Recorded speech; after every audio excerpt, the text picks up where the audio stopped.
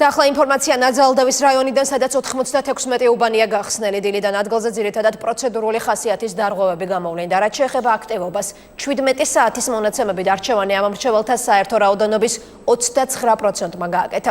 მითითებულ რაიონში 125,000-ზე მეტი ამ მრჩეველია რეგისტრირებული. ნიკა მოლოდინაშვილი ადევნებს თვალს დილის 8 საათიდან ნაძალდევში ხმის მიცემის პროცესს.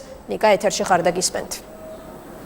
დიახთამთან ნაძალდევის საარჩევნო ოლქში ამ დრომდე არანაირი სახის სერიოზული დარღვევა არ დაფიქსირებულა საოლქო საარჩევნო კომისიაში. ამ დროისთვის არასამთავრობო ორგანიზაციების მიერ მხოლოდ 4 საჩივარი არის შესული, რომელიც ძირითადად პროცედურული სახის დარღვევებს ეხება. რაც შეეხება ზოგადად მოქალაქეთა აქტივობას, ჩვენ გვაქვს ამ დროისთვის ოფიციალური მონაცემები, რომელიც 5 საათს მოიცავს.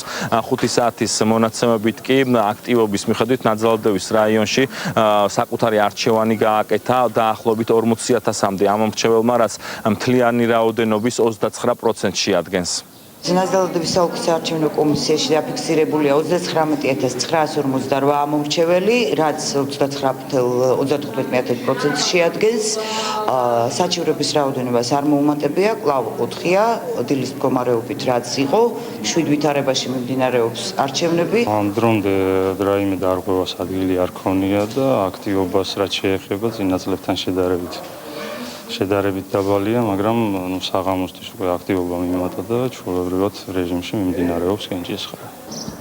1 საათზე ნაკლები დრო რჩება საარჩევნო უბნების დახურვამდე. ჩვენ ვრჩებით ნაძალდევის საარჩევნო ოლქში და თვალყურს ვადევნებთ არჩევნების როგორც მიმდინარეობის პროცესს, ასევე გავაშუქებთ უკვე შემდგომ გამოშვებებში საარჩევნო უბნების დახურვის პროცესსაც.